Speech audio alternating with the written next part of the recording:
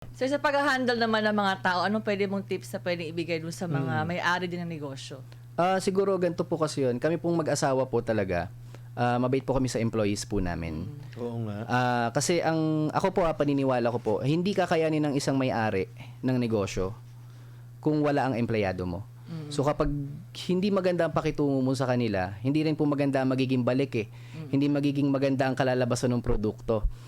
So kumbaga, mahalin mo yung empleyado mo para mahalin din nila yung negosyo mo. At the same time, sa inyo rin po lahat, babalik lahat yun. Ayun Ikaw po. din ang aani. Opo. Tama yun. So, sa payo din po dun sa mga may negosyo ngayon, pagdating po sa employees, hayaan nyo po silang, kumbaga, i-build nyo po yung confidence nila. Kasi hindi naman every time dapat si boss laging galit, laging mainit ang ulo. Pagka may ginawa pong tama, purihin. Pagka may hindi, pagsabihan. So, kumbaga, work and life balance po. Dapat yung employees niyo po magkaroon din ng work and life balance kasi may sarili na silang buhay outside your business. So, ayun po, concern and care po sa mga employees.